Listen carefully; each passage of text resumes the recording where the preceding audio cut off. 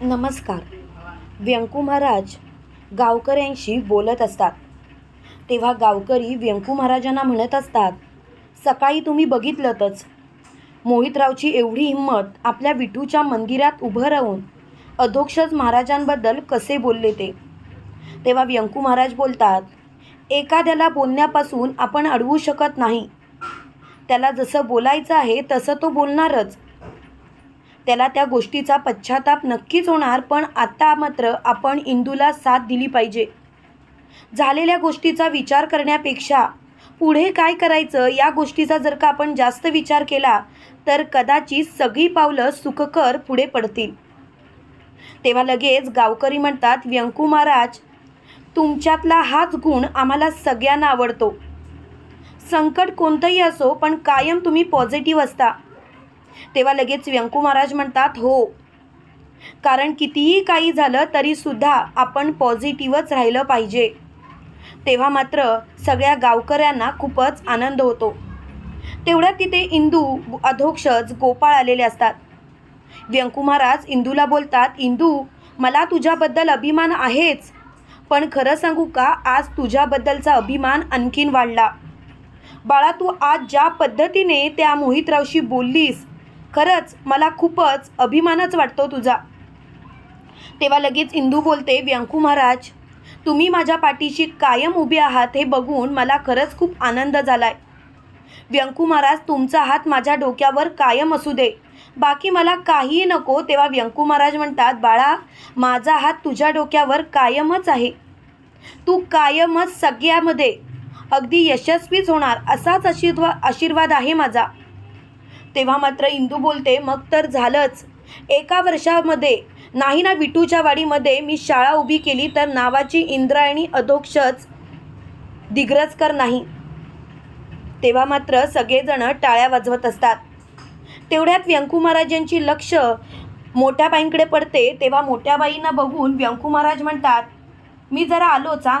आणि व्यंकू महाराज मंदिराच्या बाहेर पडत असतात. तेव्हा इंदू बोलते, व्यंकू महाराज नक्की कोणीकडे चालले? नक्कीच काहीतरी त्यांना दिसलंय वाटतं. म्हणून इंदू बोलते, आदू, आपण सुद्धा चल जाऊया. आणि ती दोघंही त्यांच्या पाठोपाठ जायला निघतात. इकडे मोठ्या बाई मोहितरावला भेटण्यासाठी आलेल्या असतात. तेव्हा मोठ्या बाई मोहितरावला म्हणतात, हे बघा मोहितराव, ती जरी माझी सून असली तरीसुद्धा मी तिला माझी सून मानत नाही. माझ्या मुलाच्या हट्टाखातर मला तिला सून मानावं लागतंय. त्यावेळेला मोहितराव बोलतात, ओ मोठ्या बाई, तुम्ही तर माझ्याशी काही बोलूच नका. अहो, एक नंबरच्या खोटारड्या तुम्ही, खोटारड्या. मोठ्या बाई, अहो त्या इंद्रायणीबद्दल तुम्ही नाही ते बोलता आणि तिलाच तुमच्या घरची सून म्हणून करता. तेव्हा लगेच मोठ्या बाई म्हणतात, अहो कसं सांगू तुम्हाला, मला तिला सून बनवून घ्यायची अजिबात इच्छा नाही. मुळात मला तिच्याशी बोलायचीच इच्छा नाही. कितीही काही झालं तरीसुद्धा या अशा मुलीशी बोलणं मला अजिबात पटत नाही, पण नाईलाज होतो. तेव्हा मात्र मोठ्या बाईंना खूपच राग आलेला असतो. त्यावेळेला मोहितराव म्हणतात, बरं जाऊ देत, पुढे काय ते बोला. तुमचं काय म्हणणं आहे तेवढं फक्त मला सांगा. तेव्हा लगेच मोठ्या बाई म्हणतात, खरं सांगू का, मला फक्त एवढंच म्हणायचं आहे, त्या इंद्रायणी सोपानवाडीकरला मला उद्ध्वस्त करायचं आहे. काही झालं तरी तिने विठूच्या वाडीमध्ये शाळा उभी केली नाही पाहिजे. तेव्हा मात्र व्यंकू महाराज मोठ्याने ओरडतात, वहिनी. तेव्हा मोठ्या बाईंचं लक्ष व्यंकू महाराजांवरती जातं. मोठ्या बाई घाबरतात. त्या स्वतःशीच बोलतात, व्यंकट भाऊजी आणि इथे काय करतायत ते? तेव्हा लगेच व्यंकू महाराज मोठ्या बाईंजवळ जातात आणि म्हणतात, प्रश्न पडला असेल ना वहिनी, मी इथे कसा काय? पण खरं सांगायचं तर मलाच खूप वाईट वाटतं. वहिनी, तुम्ही तर दिग्रजकरांच्या मोठ्या सुनबाई, पण गावाबद्दल मात्र तुम्ही एवढा घाणेरडा विचार करता. मला खरंच कळत नाही तुम्ही असं कसं काय वागू शकता ते. खरं सांगायचं तर तुमच्याकडून ही अपेक्षाच नाही. पुरे झालं वहिनी, खरंच पुरे झालं, बस करा आता. तेव्हा लगेच मोठ्या बाई म्हणतात, काय झालंय काय तुम्हाला? असं का वागताय तुम्ही? अहो जरा तरी विचार करा तुम्ही वागण्याचा. तेव्हा लगेच मोठ्यानी व्यंकू महाराज बोलतात, पुरे वहिनी. एक गोष्ट लक्षात ठेवा वहिनी, इंदूच्या कामामध्ये या मोहितरावला घेऊन जर का लुडबुड केली तर मात्र माझ्यापेक्षा वाईट कोणीच नाही. इंदू एक चांगलं काम करते, या गावात लहान मुलांसाठी शाळा आणण्याचा प्रयत्न करते आणि तुम्ही काय करताय तर तिला शाळा बांधून न देण्यासाठी प्रयत्न करताय. का वहिनी? इंदूवरचा राग की तुम्हाला या गावाचं झालेलं भलंच नको आहे? तेव्हा लगेच मोठ्या बाई म्हणतात, अगदी बरोबर प्रश्न विचारलात. काय आहे ना भाऊजी, आज तर तुम्हाला उत्तर देतेच. काय आहे ना तुमची ही शिष्य लाडकी इंद्रायणी सोपान वाडीकर. तेव्हा लगेच व्यंकू महाराज म्हणतात, वहिनी इंद्रायणी अधोक्षज दिग्रजकर आहे, ती दिग्रजकर घराण्याची सून आहे ती.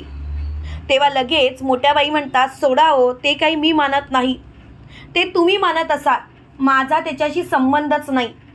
मी मुळात तिला सूनच मानत नाही हो. ही अशी बावळट सून माझी अजिबात असू शकत नाही. तेव्हा अधोक्षज बोलतो, आई पुरे, माझ्या बायकोबद्दल एकही शब्द बोलायचा नाही. तेव्हा मात्र मोठ्या बाई खूपच चिडतात आणि मोठ्याने बोलतात, अधोक्षज पुरिया, मुलगा म्हणून सगळ्याच गोष्टी तुझ्या पाठीशी घालीन असं होणार नाही. अधोक्षज एक गोष्ट लक्षात ठेव, माझ्या वाटेला जायचा प्रयत्न करू नकोस. आणि राहिला प्रश्न व्यंकट भाऊजी तुमचा, तर हो, ही मुलगी जे जे करण्याचा प्रयत्न करेल त्या त्या गोष्टींमध्ये मी खोडा घालण्याचा प्रयत्न करणारच. कारण मुळात ही मुलगी मला आवडतच नाही. ह्या मुलीचं कोणतंच काम यशस्वी झालेलं मला नको आहे. काय करणार आहात तुम्ही, बोला. तेव्हा व्यंकू महाराज बोलतात, खरंच वहिनी, तुमचे हे विचार खरंच खूप विचित्र आहेत. मला खरंच तुमच्या या विचारांचा खूप त्रास होतोय. वहिनी, मला तर तुमचे हे विचारच पटत नाहीत. तेव्हा मात्र व्यंकू महाराज खूपच चिडलेले असतात. व्यंकू महाराज मोठ्याने बोलतात, पुरे झालं, आता मला या गोष्टीचा विचार करायचाच नाही. आता जे होईल ते होईल, पण एक गोष्ट मात्र लक्षात ठेवायची, कितीही काही झालं तरीसुद्धा लवकरात लवकर सगळ्या गोष्टी व्यवस्थित करायच्या आहेत. आणि त्यासाठीच मी तुम्हाला शेवटचं सांगतोय वहिनी, सुधारा, स्वतःला सुधारा.